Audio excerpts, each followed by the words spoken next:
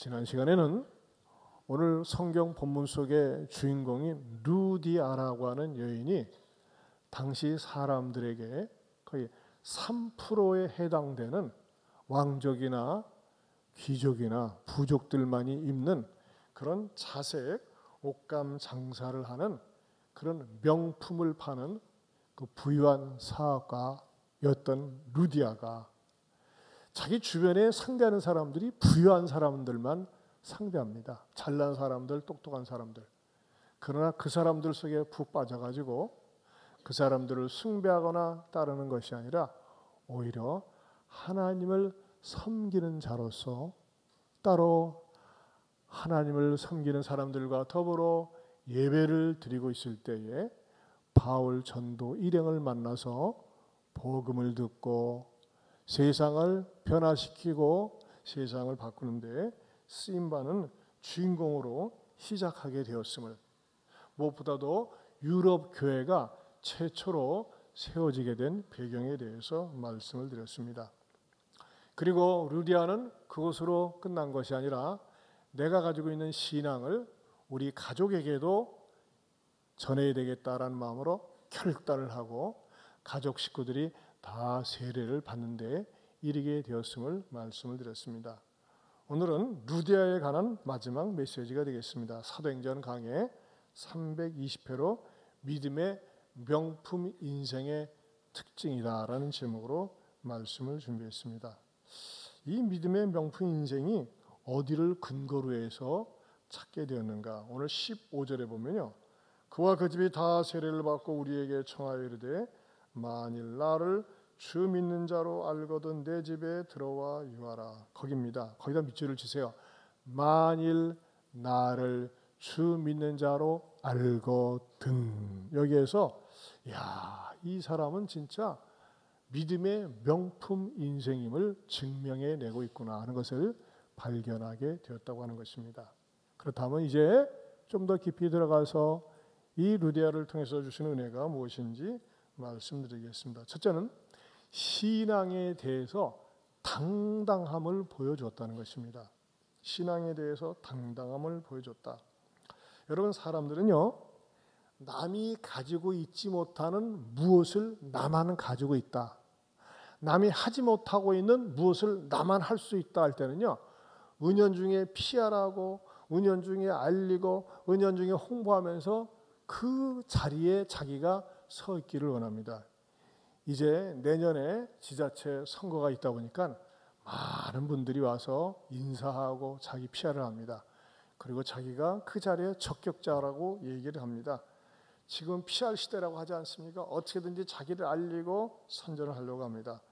심지어는요, 어떤 모욕을 당하고 수치를 당해도 어떻게든 자기가 그 자리에 있으려고 합니다. 여러분, 국회 청문회에서 어떤 야당 국회의원이 그 청문회 석상에 앉은 어떤 모 장관 후보자에게 당신은 장관은 고사하고 국회의원으로서도 자격이 없다라고 아주 노골적으로 얘기를 했어요.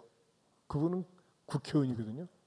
그랬더니 이분이 어떻게 했습니까? 머리를 푹 숙이고 맞습니다, 창피합니다 그랬습니까? 아니요. 당당하게 아니에요. 당신이 몰라서 그래. 나는 그 자리에 있을 만해. 자격이 있어. 그런 태도로 임하는 것을 보고서 얼마나 자기가 그 자리에 적합한지 자신만만하니까 그런 것 아니겠습니까? 여러분, 신앙생활도 그렇습니다. 의외로 말이죠, 교회 다니면서도 목사네, 장로네, 권사네 하면서 말이죠, 자기가 맡은 직분 때문에 목에 힘을 주고 사람들에게 말이죠 막 내세우는 경우가 있어요. 잘못된 경우입니다. 그래 여러분, 우리가 사람들한테 진짜 뻐길 수 있고 자랑할 수 있고 당당하게 이야기해야 할 수 있는 것이 있어야 됩니다. 그게 뭡니까? 나를 주 믿는 자로 알아달라는 것입니다. 나는 그리스도인이라는 것입니다. 이 내용을 갖다가 NIV 성경에 보면 이렇게 번역을 하고 있습니다. If you consider me a believer in the Lord, 당신이 나를 주 안에서 주님 안에서 한 신자로 여겨준다면, 이렇게 번역이 되어 있습니다. 그런데 이 헬라어 성경에 원문에 가깝게 번역한 성경이 소위 킹 제임스 버전입니다. 킹 제임스 버전은 좀 뭔가 이렇게 마음에 와 닿게끔 번역을 했어요.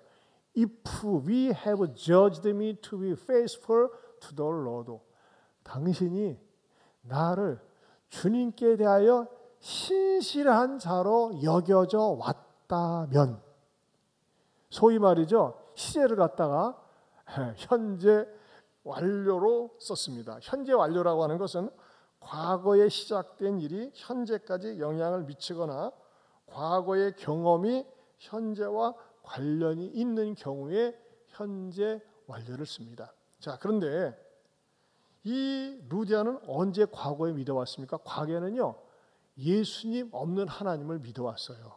즉 구약의 종교의 하나님을 믿어왔어요. 그러나 이 루디아는 과거에 예수님 없는 하나님을 믿어왔지만 그때도 신실하게 믿었었고, 비록 복음이 빠진 하나님이지만 신실하게 믿어왔고, 이제 당신을 통해서 복음 예수 그리스도가 누군지를 듣게 되었기 때문에 앞으로도 현재까지도, 과거에서 현재까지도 내가 하나님을 신실하게 믿은 것처럼 계속해서 신실하게 믿겠다.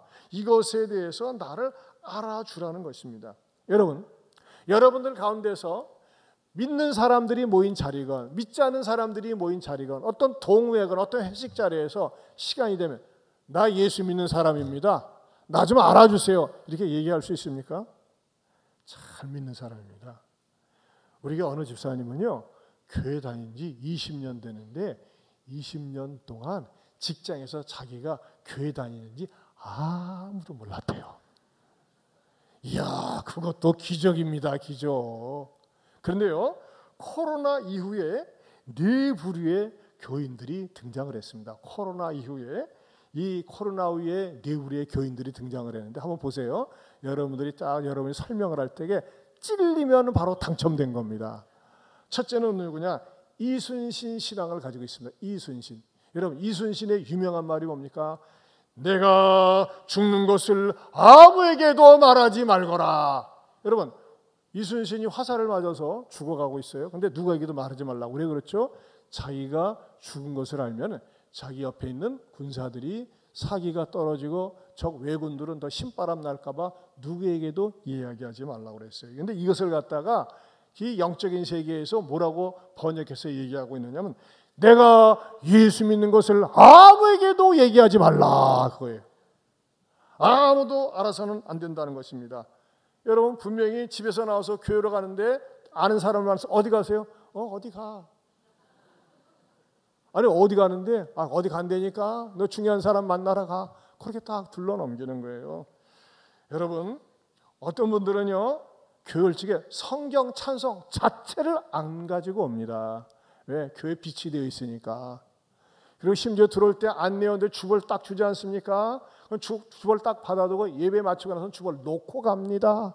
왜? 교회에 왔다 갔다고 하는 흔적을 남기지 않기 위해서. 아무도 내가 교회 다니는 것을 알리지 말라. 이순신 신앙입니다. 여러분, 비겁한 신앙입니다. 두 번째는 어떤 교인이냐? 가쿠레 크리스찬이래. 가쿠레 일본 말입니다. 이 가쿠레 크리스찬은 언제 나왔느냐? 일본에요, 얼마나 핍박이 심했던 시절이 있었는지 몰라요. 그 나와사키입니까? 나가사키 그쪽에 가면요, 그 그리스도인들이 예수 믿는다고 해서 정말 고문당하고 그 죽은 그런 현장이 있습니다. 그 박해 속에서 말이죠, 살아남은 크리스찬들이 아이고 더 이상 이런 박해받고 싶지 않아 해가지고 어떻게 하느냐, 절에 가서 우상 숭배를 하면서도 뭐라고 하느냐, 나는 비록 부처님께 절을 하지만 마음으로는 예수님을 믿습니다 하면서 말이죠, 숨어서 믿는 거예요. 마음으로는 믿지만 사람들이 당신 예수 믿습니까? 아니요, 아니 믿습니다. 저는 절간에 와 있지 않습니까? 하면서 속으로는 그래도 나는 하나님을 믿습니다. 이렇게 말이죠, 생존을 위해서 그 세상 속에 적응하기 위해서 자기가 믿는 신앙을 이야기하지 않는 그런 교인들입니다. 세 번째로는요, 인기 있는 교인입니다. 모두에게 열린 교인입니다. 세례받지 않습니다. 그리고 말이죠, 공적인 자리에서는 자신이 믿는다고 얘기하지 않고 사람들에게 관용적입니다. 아무 종교나 좋은 대로 믿으면 됩니다. 자기 기호대로 믿는 겁니다. 집안 대대로 믿는 겁니다. 모든 종교는 똑같지 않습니까? 하면서 말이죠, 굉장히 종교에 대해서 관용적인 것과 같은 그런 말을 하고 태도를 펼칩니다. 열린 교인이에요, 열린. 그러나 거듭난 그리스도인, 천국에 갈 수 있는 그리스도인은 아닙니다. 놀랍게도 요즘은 네 번째로 스텔스 교인이 등장했습니다. 스텔스. 여러분, 스텔스 교인이란 말 처음 들어볼 겁니다. 여러분, 스텔스는 뭡니까? 군사적인 용어인데요, 레이더나 적외선 등 탐지 기술을 회피하는 기술입니다. 스텔스 전투기는 말이죠, 이번에 이란과의 전쟁에서 많이 써먹었어요. 적을 향해서 그냥 딱 날아갈 때 레이더가 파악을 못해요. 레이더가 잡지를 못해. 스텔스 보이지 않는 거예요. 그래서 꽝 때리고 딱 목적을 이루고 날라옵니다. 스텔스 교인. 요즘 들어서 우리 교회 스텔스 교인이 많이 들었어요. 우리 교회가 점심을 잘 주거든요. 그랬더니 말이죠, 점심 때 낯선 사람들이 많이 와. 얼마나 밥과 반찬이 좋은 낯선 사람들이 먹고 탁 먹고 빠져나갑니다. 예. 먹고 빠져나가요. 뭐 행사가 있다, 뭐 준다고 할 때는 딱 치고 빠져나갑니다. 스텔스 교인입니다. 조용히 빠져나갑니다. 교회 다니려고 하지 않습니다. 관심이 없습니다. 자, 분명하게 말씀드립니다. 죄송한 얘기입니다만 이런 사람들은 진정한 의미에서 그리스도인이 아니라는 것입니다. 여러분, 그리스도인은 루디아와 같은 성도입니다. 루디아는 어떤 마음을 가졌습니까? 사람들이 나를 하나님을 믿는 자로 알아줬으면 좋겠다 이거예요. 사람들이 나를 하나님을 아는 자로, 예수를 믿는 자로 알았으면 좋겠다, 이런 마음을 가지고 있습니다. 여러분 어떻습니까? 여러분들 가운데 나를 좀 하나님을 믿는 자로, 밀리버로 좀 알아주세요. 처치 고어가 아니에요. 교회 다니는 사람이 아니에요. 나는 하나님 앞에 신자입니다. 신자 되기 원합니다. 신자입니다. 이런 사람들은요, 어떤 고백을 할 수 있습니까? 갈라디아서 6장 14절입니다. 같이 읽어보겠습니다. 그러나 내게는 우리 주 예수 그리스도의 십자가 외에 결코 자랑할 것이 없으니 그리스도로 말미암아 세상이 나를 대하여 십자가에 못 박히고 내가 또한 세상을 대하여 그러하니라. 여러분, 기독교는 십자가 중심의 신앙입니다. 그래서 이 십자가 이렇게 사람으로 만들었어요. 왜 그럴까요? 왜? 예수님께서 십자가를 지신 이유는 예수님 자신의 죄 때문이 아니라 우리 모든 사람의 죄를 위해서, 내 죄를 위해서 십자가에 죽으시고 나를 의롭다 하기 위해서 3일 만에 부활하셨습니다. 이것이 십자가와 부활 신앙입니다. 이것을 믿으십니까? 이 사람은요, 이것을 믿고 여러분 깨닫는 게 중요해요. 머릿속에 다 지식으로 남아있는 게 아니라 내 마음속으로 깨닫는 게 중요합니다. 그걸 깨달을 때 어떤 생각이 듭니까? 나는 십자가 왜 바울이 그랬어요. 나는 예수 그리스도의 십자가에 자랑할 것이 없다 그랬어요. 여러분, 이 루디아가 이런 마음으로 사니까 여러분, 2000년 전에 있었던 이 사건이 지금도 그녀가 다녔던 교회에 건물을 지어서 기념하고 있고 또 그녀를 기리고 있어요. 제가 그리스 빌립보에 그 예배당에 갔었습니다. 그 예배당 전경을 한번 보여주세요. 이게 예배당이고 또 빌립보 지금 그 루디아 여인이 그때 당시 사진이 적혀 있어요. 이제 초상화를 그렸는데 제가 옆에서 초상화로 루디아 환영합니다 하면서 말이죠, 제가 손을 들고 이렇게 같이 사진을 찍었습니다. 그리고 루디아 기념 교회당에 가서 우리 목사님들과 사모님들이 말이죠, 아카펠라로 찬송을 쫙 불렀습니다. 여러분들에게 찬송을 들려드리겠습니다.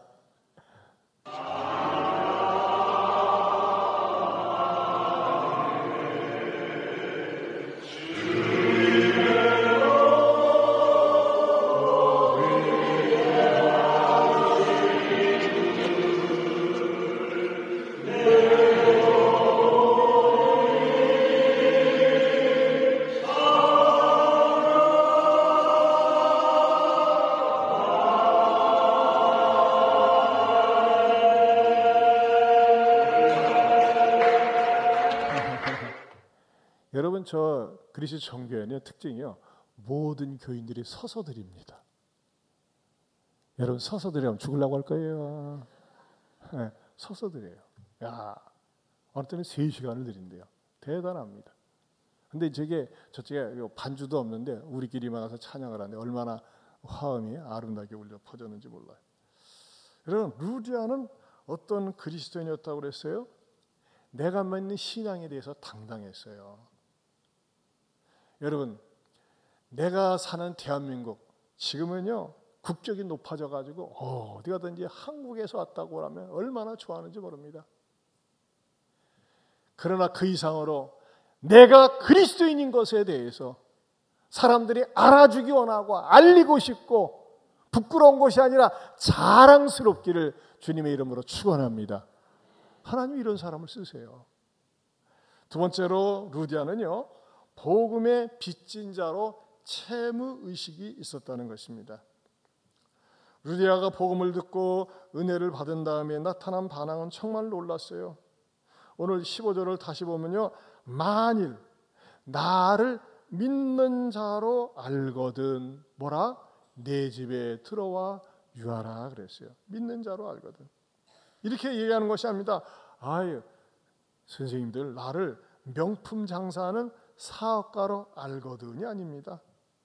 내가 여러분들을 능히 먹여 살릴 수 있는, 지낼 수 있는 능력 있는 사람으로 알거든이 아닙니다. 뭐라고 얘기한다고요? 따라서 합시다. 주 믿는 자로 알거든.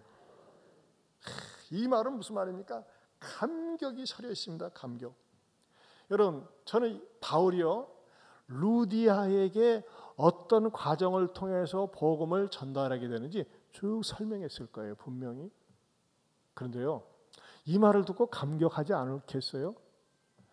루디아에게 제가 여러분들에게 사도행전을 강의하면서 그 바울이 지나왔던 그 지역을 계속 지명을 보여주고 있습니다. 여러분들 이것을 자꾸 마음에 담아두면요, 주로 이스라엘, 시리아, 투르키예, 그리스 이쪽 방면이거든요. 근데 그쪽 지명을 마음에 담아두면요, 성경을 읽으면서 자꾸 떠오르고 연상이 되고 쉽게 이해가 되어져요. 바울의 지금 2차 전도 여행을 말씀드리고 있는데, 바울이 2차 전도 여행을 새롭게 출발한 데가 수리아의 안디옥입니다. 거기서부터 보세요. 출발지 수리아의 안디옥입니다. 그 밑에가 쭉 예루살렘이 있고요. 거기서부터 쭉 화살표 방향대로 길리기아 쭉 더베는 그 바울의 고향이었죠. 쭉 올라갔다가 아시아 말씀드렸죠. 여기에서 투르키아 내에 있는 아시아라는 또 다른 지명이라고 말씀을 드렸습니다. 그래서 성경을 읽을 때 소아시아가 나오면은 우리 동남아시아를 연상해 두면 안 돼요. 투르키예 내에 있는 조그만 지역명이다. 거기 갔다가 갈라디아 갔다가 또 이렇게 올라갔다 내려갔다 하면서 말이죠. 여기서만 말이죠. 거의 한 400km를 왔다 갔다 했어요. 그런데 안디옥에서 그 투르키아 내륙을 돌다가 마침내 막혀가지고 드로아에서 있을 적에 드로아에서 어떤 일이 있었어요? 마게도냐 사람이 환상 가운데 나타나서 우리를 와서 도와주세요 했을 때 드로아에서 배를 타고 어디로 갔었다고 그랬어요? 사모드리게로 섬으로 갔다가 그 섬에서 또다시 배를 타고 네아폴리로 갔다가 마침내 빌립보에 이르렀다. 자, 이 거리, 이 여정이 얼마입니까? 안 보입니까? 몇 킬로? 저쪽에는 안 보이나 봐? 몇 킬로예요? 2000km예요. 2000km면 어떻게 됩니까? 여기서 서울에서 부산까지 거리가 400km면요 5배 정도 거리입니다. 거기를 걸어서 왔다가 뭐예요? 루디아 입장에서 나 같은 것에게 복음을 전하려고 저렇게 먼 길을 걸어서 오셨군요. 이거 생각할 때 얼마나 감사하겠습니까? 얼마나 고맙겠습니까?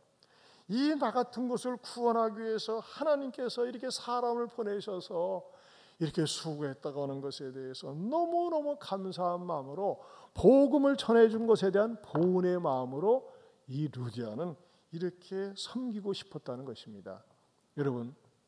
여러분들이 지금까지 인생을 살면서 누구에 대해서 보은의 마음이 생길 수 있어요.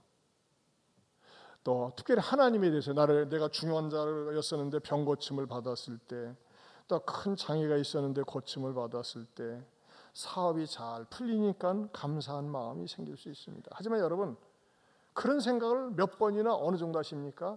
하나님이 나 같은 것을 구원하기 위해서 많은 사람을 보내주셨고, 많은 사람을 위해서 기도해줬고, 하나님 많은 세월을 기다려주신 거예요.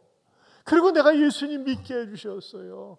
그것에 대한 감사한 마음, 그것에 대한 고마운 마음, 여러분들이 얼마나 있습니까? 더군다나 그 강가에서요 보면요 여러 여인들이 있었다고 그랬어요. 13절 하반절에 보면요 거기 앉아서 모인 여자들에게 말하는데, 그렇죠, 여자들이 많이 있는데 하필이면 하나님께서 자기의 마음에 감동을 시켜주셔가지고 예수님을 받아들이고 자기 집안 식구가 다 세례받게 해주신 거, 얼마나 자기 입장에서는 감사하겠습니까? 우리는 종종 말이죠, 어떤 사례나 감사를 할 때 내가 병고침을 받았어요, 또는 취직이 되었어요, 승진이 되었어요, 감사합니다. 요즘 보면요 매주마다 떡과 과일로 섬기는 분들이 많으세요. 감사한 일들이 많아서 아름다운 일입니다. 좋은 일입니다. 하지만 여러분, 나 같은 인간 하나님이 외면할 수 있는데, 버릴 수 있는데, 하나님이 신경 쓰지 않을 수 있는데, 하나님께서 오랜 세월 동안 기다려 주셨고 나를 전도해 주셨고 전도 집회 때 와서 복음을 듣게 해 주셨고, 남편이나 아내나 가족이나 또는 지인이나 직장 동료를 통해서 교회 와서 복음을 듣게 하시고 깨닫게 보니까 나 같은 인간 내버려둬도 상관이 없는데 구원받게 해주시고 하나님의 자녀로 삼아주신 거 감사할 수 있으십니까? 그렇다면 진짜 그리스도인입니다. 여러분, 진짜 좋은 감사는 뭔지 아세요? 구원받은 것에 대한 깨달음에 대한 감사합니다. 여러분, 돈 많이 쓰면 뭐예요? 성공하면 뭐예요? 다 죽는데, 죽고 지옥 가는데. 그래 여러분, 그 기준이 세상이 아니라 하나님 나 같은 것을 생각하시고 구원해 주신 것에 대한 감사. 여러분, 특별히 그 감사해 본 적 있어요? 건강하고 좋은 교회 다니는 것이 얼마나 감사한 줄 아십니까? 백성은요 나라를 잘 만나야 돼. 북한에서 태어난 사람들 보세요. 얼마나 비참합니까? 김정은이 평생 모시고 살아야지. 우리는 자유 대한민국에 태어났습니다. 자유 대한민국 민주공화국에서 태어났어요. 지도자들이 실수하고 잘못할 때는요 우리 가차없이 투표를 통해서 말이죠 정권을 바꿀 수 있는 그런 자유를 주셨어요. 얼마나 감사한지 몰라요. 이 민주공화국을 주신 하나님께 감사 박수. 감사합니다. 얼마나 감사합니까? 안 그렇습니까? 여러분, 대한민국의 위상이 진짜 좋습니다. 지난 1월 달에 일본 단기 선교를 갔지만요 예전에 일본 사람들이 한국 사람들을 대하는 태도 자체가 달라요. 몽골 같은 데 이제 우리가 8월 달에 갑니다만 몽골 사람들은 내 평생 소원 이것뿐, 한국에 가는 거예요. 한국에 가서 일하는 거. 한국에 가서요 노동자로 일하는 게 꿈이에요. 여기서 노동자로 1년 일하면요 거의 집 한 채 사니까요. 그럼 몽골은 왜 그러냐? 워낙 나라가 부패했어요. 땅덩어리는 어마어마하게 크고 지하 제한도 많지만, 그런 의미에서요 이 자유민주주의 체제 속에서 산다는 것이 축복인 줄로 믿습니다. 그래 여러분, 이보다 더 좋은 축복이 있어요. 이게 뭔지 아십니까? 좋은 교회를 만나는 거예요. 좋은 교회를 만나고 좋은 지도자를 만나는 게 축복인 줄로 믿습니다. 오늘이 우리 예안교회 설립 25주년이 됩니다. 제가 좀 부끄러운 고백을 하겠습니다. 저는요 청소년 시절에 교회 생활이 너무너무 힘들었어요. 막 뛰쳐나가고 싶었어요. 도망가고 싶었어요. 속된 말로 토끼고 싶었어요. 근데 왜 못 토꼈느냐? 부모님이 장로님, 권사님이다 보니까 그 압제하에서 도망칠 수 있는 길이 없었습니다. 제가 저항할 수 있는 능력이 없었어요. 그럼 왜 그랬느냐? 교회에서 목사님이 설교를 하는데, 그때는 우리 중고등부 예배가 없이 그냥 중등부, 고등부는 그냥 이 교사들이 하고 항상 작년 예배 자연스럽게 드렸거든요. 그 예배를 드렸는데 목사님이 강단에 서서 설교를 하는데 이 설교가 진리를 선포하는데 완전히 끝에 가면 질려버려. 질려버려. 성경 읽습니다. 성경 이야기를 합니다. 성경 풀이합니다. 성경으로 끝나요. 거의 제목만 다르지 매주 같습니다. 이야, 그래 하도 많이 들으니까요. 아, 저건 나도 하겠다. 그런 마음이 생길 정도예요. 저는요 그래도 그 시간이 아까워가지고 은혜를 받아야 되는데 은혜를 못 받으니까 영한 성경이나 때는 한문 성경 갖다 놓고 거기서 영어 스펠링 연습하고 한문 공부하고 이게 머리 숙이고 그럽니다. 만약에 제가 그러는 모습 우리 성도들한테 보면 혼날 텐데 목사님은 내버려뒀어요. 왜냐? 그나마 깨어있거든. 왜냐하면 목사님이 설교할 때 보면은 성도들 3분의 2가 주무십니다. 주무셔요. 아주 쌕쌕 잡니다. 그러면요 저도 한참 영어 단어 공부하다가 한문 쓰다가 지루하니까는 저는 어떤 취미를 가졌느냐, 숫자 세는 거예요. 조는 사람 오늘은 몇 명인가 할까. 그 재미로 예배를 드렸어요. 그러니 여러분 드리고 나면 허망해. 예배가 시간이 아까운 것 같아요. 정말 답답해 미치겠어요. 그러면서 제 마음속에 꿈이 생겼어요. 예? 선악이 교사다. 제가 좋아하는 말이에요. 선과 악이 다 나에게 스승이다. 하나님, 저 좀 예배 시간이 흥분이 되고 은혜가 되고 감격이 되는 그런 예배 속에 좀 내 평생에 그런 교회 좀 다니면 안 됩니까? 제가 왜 이런 데만 있어야 됩니까? 하면서 간절히 기도하다가 하나님께서 길을 열어주셔서 마침내 사랑의 교회에 가게 되었습니다. 이 얘기는 제가 또 빠뜨렸네요. 우리 그 전에 목사님이 설교하다가 교인들이 하도 주무시니까 그 목사님은 반드시 그랬어요. 종을 땡땡 칩니다. 땡땡땡 똥 치고 나서 오면 이제 사람들이 그때 왜 또 눈을 떠요. 그럼 목사님이 또 가만히 계시고 그러는데 황복희 씨 일어나! 그래. 누구냐? 목사님 사모님 이름입니다. 여러분 김단수는요 이름이 쉬우니까 왜 교육이 쉽지? 여러분 다른 교회는 사모님 이름을 부를 기회가 없습니다. 집사님이니까 검사니까 대부분 사모님이라 이름을 봐요. 근데 저는요 벌써 40년이 지났는데 이름을 생생하게 기억하는 이유가 그 졸음을 깨우기 위해서 항상 사모님을 불러. 그럼 목사님은 또 가만히나 있으면 모르지. 담임 목사가 설교하는데 그때 남편이 설교하는데 그 졸고 자빠졌으면 내 체면이 뭐가 됩니까? 나 이렇게 주책 없게 얘기하네. 그러면요 사모님이 말이죠. 사모님이 집니까? 나이가 드셨는데 일어나가지고 막 뭐라고 막 싱얼싱얼 대. 그러면요 저는 이게 통역이 돼. 에이씨 지가 졸리게 해놓고 나서는 미치겠네.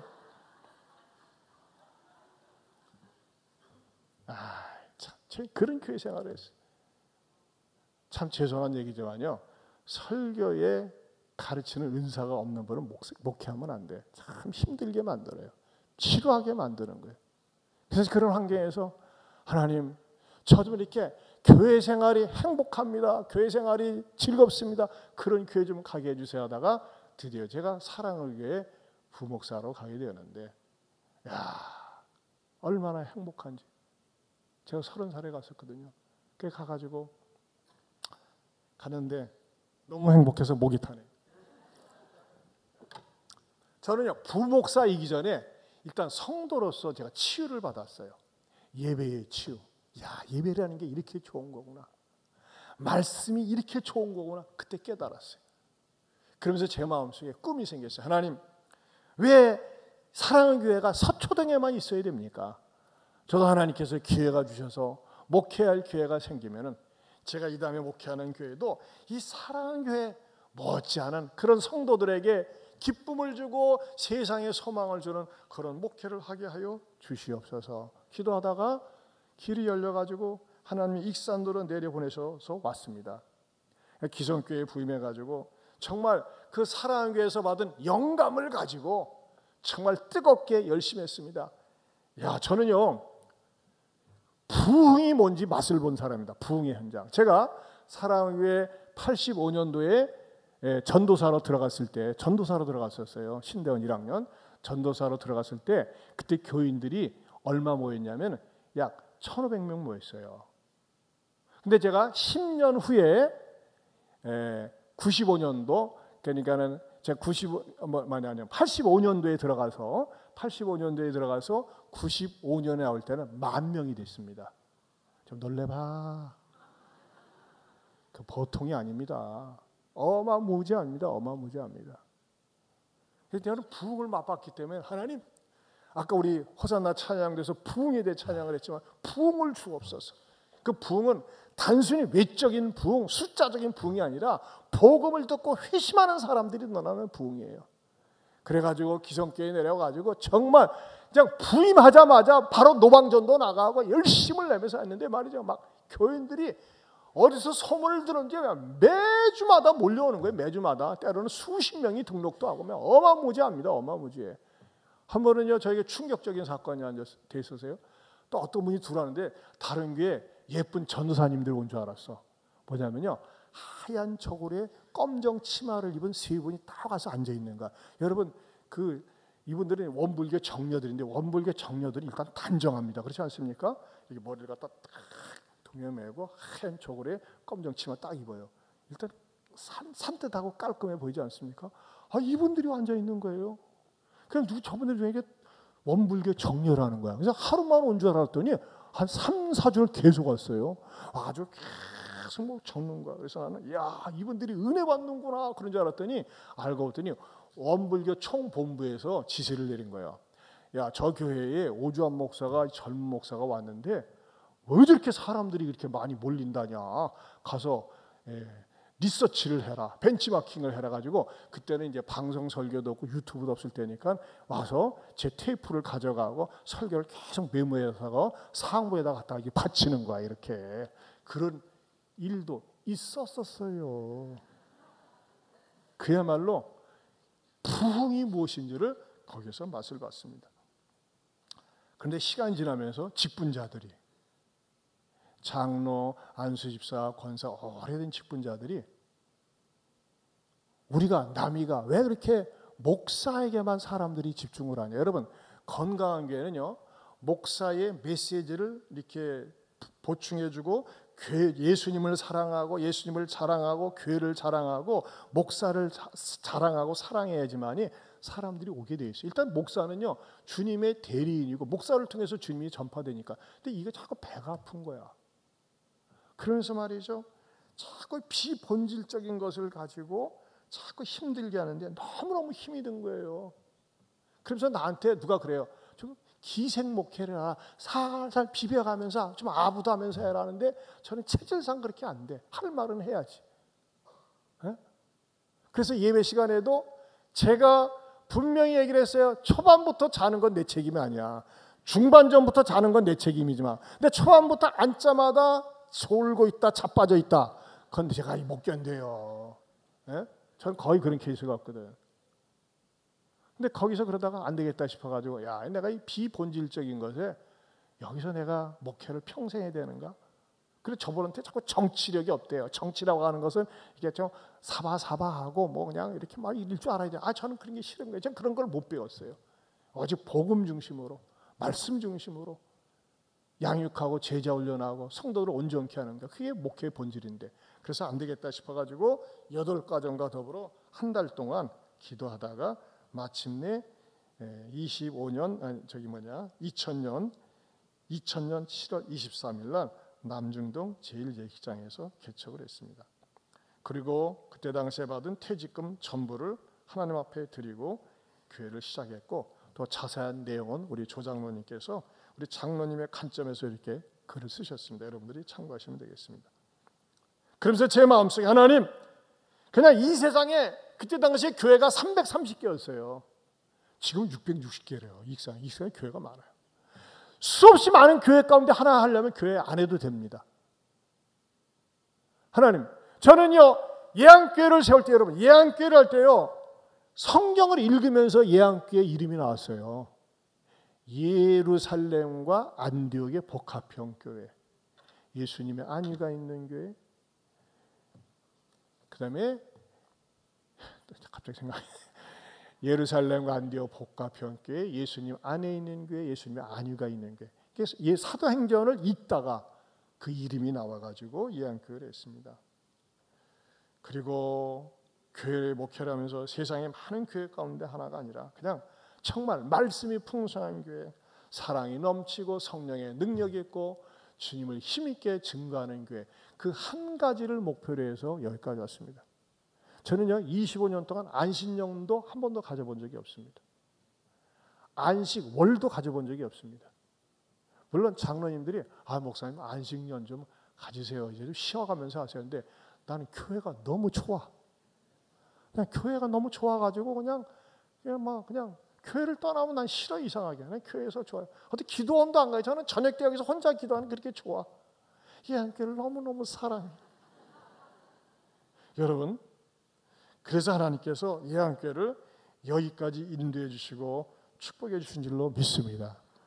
제가 25년 쭉 목회를 하면서 많은 성도들이 거쳐가기도 하고 또 지켜보기도 합니다. 근데 분명한 거 하나는요, 건강하고 좋은 지도자 밑에서 순종하고 말씀대로 사는 사람은요, 하나님께서 영혼이 잘된 같이 범사에 잘되고 강건한 복을 주십니다. 저는 이런 분들을 정말 우리 교회 안에 여러분들이 계세요. 얼마나 감사한지 몰라요. 여러분, 우리 예한교회 25주년의 젊은 교회입니다. 앞으로도 할 일이 많이 있습니다. 이 교회에 대해서, 영적인 지도자에 대해서 여러분들 어떤 마음을 가져야 될까요? 히브리서 13장 17절 말씀입니다. 같이 읽어보겠습니다. 같이 봅니다. 너희를 인도하는 자들에게 순종하고 복종하라. 그들은 너희 영혼을 위하여 경성하기를 자신들이 청상한 것같이 하느니라. 그들로 하여금 즐거움으로 이것을 하게 하고 근심으로 하게 하지 말라. 그렇지 않으면 너희에게 유익이 없느니라. 네, 여기서 뭐라고 그랬어요? 너희를 인도하는 자들에게 순종하고 복종하라 그랬어요. 물론 목회자가 상식에서 어긋난 짓을 할 때는 프로테스트를 해야 됩니다. 그러나 여러분, 상식에 어긋나지 않고 본질에 충실한 목회를 할 때는 여러분들이 순종하고 복종할 때 복이 되는 줄로 믿습니다. 세 번째로는 강권하는 호의를 받아들였다는 것입니다. 15절 하반절에 보면은 나를 주 믿는 자로 알거든 내 집에 들어와 유하라 하고 어떻게 해요? 강권하여 머물게 하니라 그랬어요. 강권이라는 건 뭐예요? 강제로 권면했다는 거예요. 그럼 여러분, 왜 강제로 권면했을까요? 사양을 하니까. 아유, 오늘 여기서 이 말씀 듣고 어디 가실 때 있으세요? 아니요, 우리가 저기 숙소 하나 예약해가지고. 그러지 마세요. 저희 집에서, 집이 널널하니까는, 집이 크니까 저희 집에는 머무세요. 저희가 식사, 숙식 다 제공할게요. 남정네만 4명입니다. 4명. 대접하고 머물게 하라는. 그때 뭐예요? 사양했어요. 괜찮습니다. 저희가 복음을 전하는 게 목적이지 이렇게 신세 지고 싶지 않습니다. 패 끼치고 싶지 않습니다. 그랬어요. 그렇게 말씀하시면 어떡해요? 제가 은혜 받아서 줬다는데. 좀 마음으시란 말이에요. 괜찮다니까요.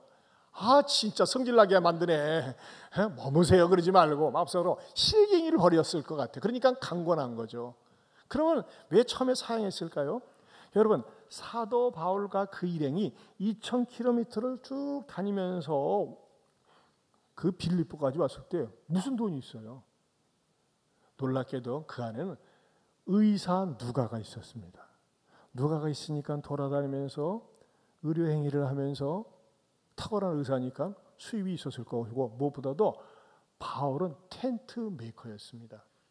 텐트를 틈난 대로 만들면서 거기서 수입을 삼아가지고 그렇게 전도 여행을 다녔어요. 그런 모습을 보고서 어떻게 합니까? 루디아가 아닙니다. 저희 집에 머무세요. 기약이 없습니다. 몇 날 며칠이 없습니다. 그냥 필요할 때까지 머무세요 하면서 이 바울 일행을 갖다가 머물도록 했다고 하는 것입니다. 분명히 그때도 연숙이 있었을 거예요. 연숙 두둑히 숙박비를 주는 것이 아니에요. 그냥 자기 집에서 자기가 부담을 지면서 희생을 하면서 섬기겠다고 하는 것입니다. 이 아름다운 마음은요, 사실 초대교회의 전통이었습니다. 왜냐하면요, 초대교회에 예수 믿는다고 하면 취직도 되지 못하고 핍박을 많이 당했습니다. 그랬을 때는 사람들이 도망을 다녔어요. 도망을 다니고 다른 지역에 가서 머무를 데가 없으면 어떻게 합니까? 예수님 잘 믿는 직분자의 집을 찾아갔어요. 그럼 그쪽에서 어서 오세요 하면서 대접을 했는데, 그것에 대해서 사도 요한이 요한 3서 1장 5절에서 4절에 이렇게 말씀하고 있습니다. 같이 보겠습니다.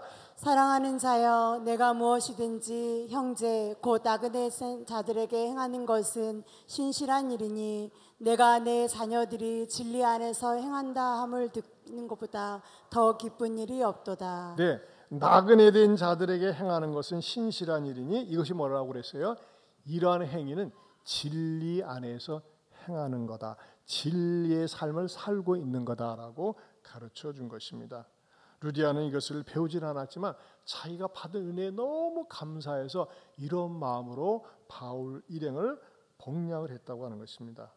여러분, 저는 감사하게도 우리 교회에 이런 믿음의 동역자들이 참 많습니다. 여러분, 우리 찬양인단 호산나 찬양단 한 달에 얼마씩 받고 할까요? 하나도 받지 않습니다. 자원봉사합니다. 주님을 사랑하는 마음으로 일찍 와서 연습하고 봉사하고 일주일 내내 찬양 듣고 다니면서 말이죠, 막 흔들어가면서 연습하고 말이죠, 그러고 와서 하는 거예요. 이런 분들 만나면 여러분은 어떻게 됩니까? 찬양 인도하네? 그렇지 하시지 말고 아이고 오늘도 찬양 인도하는 거 은혜 받았어요, 이렇게 한마디 해주세요. 여러분, 이 땡볕에서 주차 봉사하는 분들, 차량 안내하는 분들, 또 금요일 토요일 날 나와서 식사 준비를 하죠. 또 식사 청결 사역으로 봉사하죠. 교사로 봉사를 하죠. 순장으로 봉사를 하죠. 여러분, 이 봉사한 많은 분들 볼 때마다 내가 감동이 있을 때 어떻게 됩니까? 감동을 표현을 하세요. 이런 분들을 좀 대접을 하세요. 어떻게 대접해야 됩니까? 고린도전서 16장 18절입니다. 같이 보겠습니다. 그들이 나와 너희 마음을 시원하게 하였으니 그러므로 너희는 이런 사람들을 알아주라. 여러분, 어떻게 하는 것이 사람들의 마음을 시원하게 하는 겁니까? 알아주는 겁니다. 날씨는 더운데 말이죠, 말 한마디를 삐딱하게 하거나 부정적으로 하거나 비꼬거나 짜증나게 말해보세요. 더덥고 말이죠, 미칠 듯합니다. 그런데 말 한마디로 위로해주고 격려해주고 축복해주고 칭찬해보세요. 그냥 계속 띄워줘 보세요. 집사님 너무나 좋아요. 그들이 나와 너희 마음을 시원하게 하였으니, 여러분 시원하게 해주세요. 우리 옆 사람 쳐다보고 이렇게 얘기하세요. 나도 시원하게 해드리겠습니다. 시원하게 해드리겠습니다. 그러면 뭐라고 해야 될까요? 말로만 오늘 점심 드릴게요. 여러분, 좋은 것은 좋다고 표현하고 감사한 것은 감사하다고 얘기할 수 있고 은혜 받은 것은 은혜 받았다고 얘기를 할 때 말이죠, 상대방이 힘이 나는 거예요.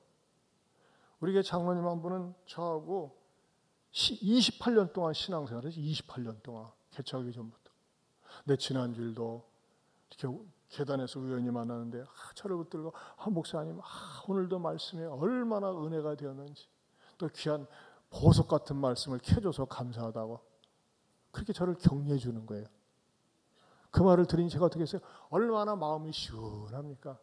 일주일 동안 다른 사람은 생각이 안 나도 그분은 생각이 나. 여러분, 여러분이 주변에서 내가 은혜를 받았다, 은혜를 끼쳤다, 누가 좋은 일을 했다, 착한 일을 했다, 그냥 그거 지나치지 마세요. 칭찬해 주세요. 격려해 주세요. 문자 한번 보내주세요. 얼마나 마음속에 뿌듯하고 감사한지 몰라요. 어저께 저 전토세 마치고 난 다음에 어느 권사님이 아침에 이렇게 문자를 보내셨더라고요. 한번 보세요. 같이 한번 집사님 읽어주세요.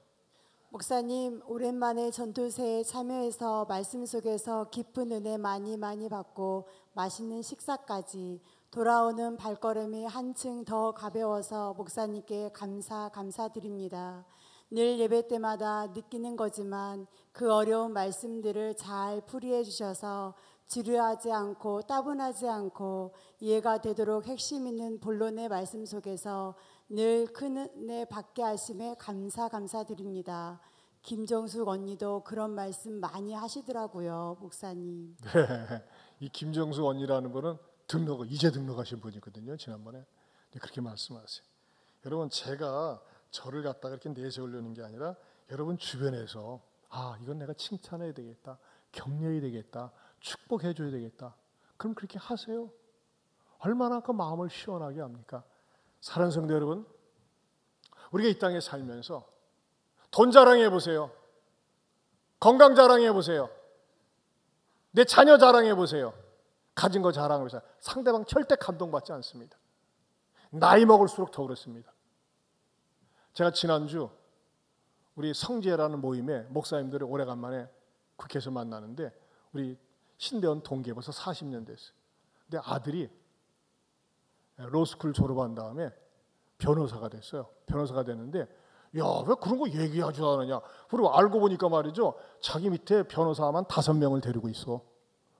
오, 대단한 거 아니에요? 그랬더니 야, 그런 거 얘기해야지. 아이, 뭐 들어 형님 그런 걸 자랑을 해. 자식 자랑하는 거 아닌데. 그렇게 하니 내가 한 방 먹었어. 말할 만한데도 그렇잖아요. 대단해요. 그리고 그 자식이요 자기 교회 장로가 됐어. 자기 아들이 자기 교회 장로야. 그 쉬운 거 아니거든요. 야, 너 목회 진짜 아니 형님 하니까 너 목회 진짜 잘한다 했더니 뭐 자랑할 거 없어요. 하나님 은혜죠. 네, 우리 아들이 변호사입니다. 직원만 5명이에요. 어디나 나왔습니다. 어디 다닙니다 하면요 사람들의 마음속에 너 잘났다. 네 팔도 굵다. 팔도 굵어. 하나 감동 안 받습니다. 돈 자랑해 보세요. 반드시 사기당합니다. 이용당합니다. 자랑할 거 없어요. 그러나 자랑할 것이 있습니다. 내가 예수 그리스도 믿는 거 자랑할 수 있길 축원합니다. 내가 얼마나 예수님을 사랑하는지, 내가 하나님의 은혜로 여기까지 오게 되었고 하나님의 사랑 때문에 이 자리에 섰습니다. 여러분, 하나님을 자랑하는 거, 예수님 자랑하는 건요 절대 사람들한테 조롱받지 않습니다. 부러워합니다. 목사님들을 만나면요 저를 제일 부러워하는 거가 형님은 지금도 전도 나갑니까? 그럼 당연히 해야지. 부럽습니다. 얼마나 좋아하는지 몰라요. 예수님 좋아서 자랑하는 거, 사랑하는 거. 여러분, 이거 바꾸다 들고 꼭 예수님을 더욱더 사랑하고 자랑할 수 있기를 축원합니다. 당당한 그리스도인이 되십시다. 복음의 채무 의식을 가지고 다른 사람을 시원하게 해주는 데 쓰임받기를 축원합니다. 기도하겠습니다. 하나님 감사합니다. 오늘도 말씀을 통해서 루디아가 믿음의 명품 인생인 것을 발견했습니다. 우리들도 이 양의 신앙생활하는 거 숨어서 비겁하게 신앙생활하는 것이 아니라 당당하게 떳떳하게 주님을 자랑하면서 신앙생활하는 우리 모두가 되게 하여 주시옵소서. 나에게 복음을 듣게 해주고 은혜 받게 해준 전도자, 주의 종들, 내 지인들, 가족들에게 감사할 수 있는 성숙한 그리스도인들 되게 하여 주옵소서. 예수님 이름으로 기도합니다. 아멘. 우리 다 같이 일어서서 나의 남은 생애는, 시간은 좀 갔습니다만은 점심이 맛있을 겁니다.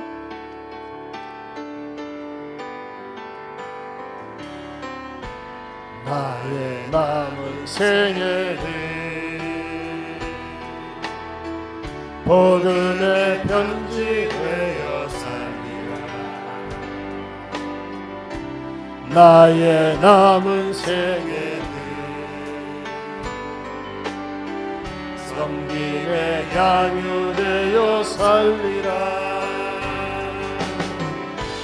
나의 남은 생애는 주님의 기쁨 되어 나의 남은 생애는 사랑의 샘물 되어 살리라. 1년을 살지 한 달을 살지 모를 나의 남은 생애, 주님이 주신 사랑, 주님이 주신 은혜 이제 갚으며 살리라. 나의 남은 생애는 은혜의 통로 되어 살리라. 나의 남은 생애는 축복의 통로 되어 살리라. 이제 나의 남은 생애는 무엇으로요? 복 있는 사람으로 살리라. 나의 남은 생애는 순백의 영혼으로 살리라. 나의 남은 생애는 맡은 일 충성하며 살리라. 나의 남은 생에는 행복한 전도자로 우리 두 손을 들고 1년을 살지 한 달을 살지 모르는 나의 남은 범사에 감사하며 쉼없이 기도하며 주님 뜻대로 살리라. 나의 남은 생에는 정직한 예배자로 살리라. 나의 남은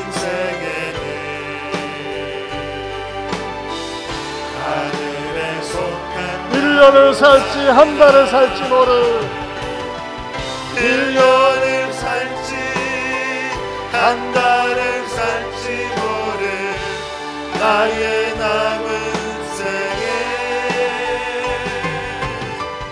주님이 주신 사랑 주님이 주신 은혜 빛을 갚으며 살리라.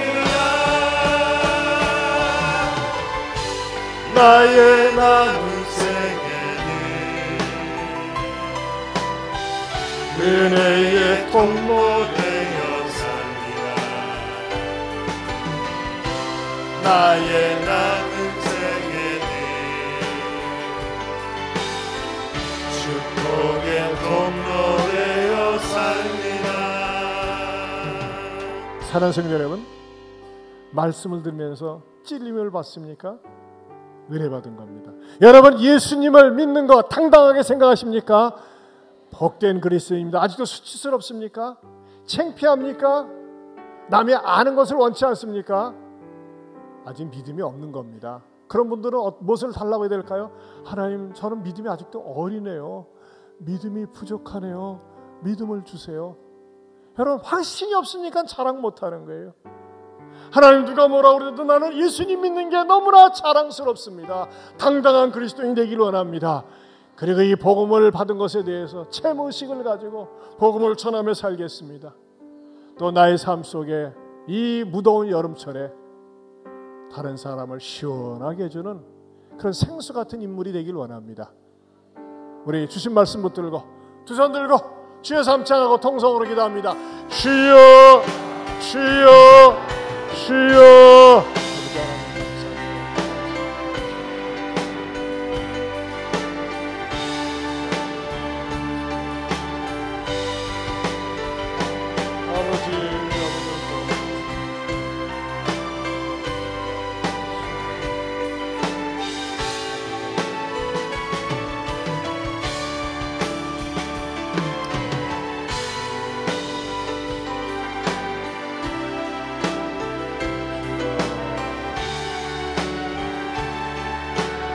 하나님 아버지, 감사합니다.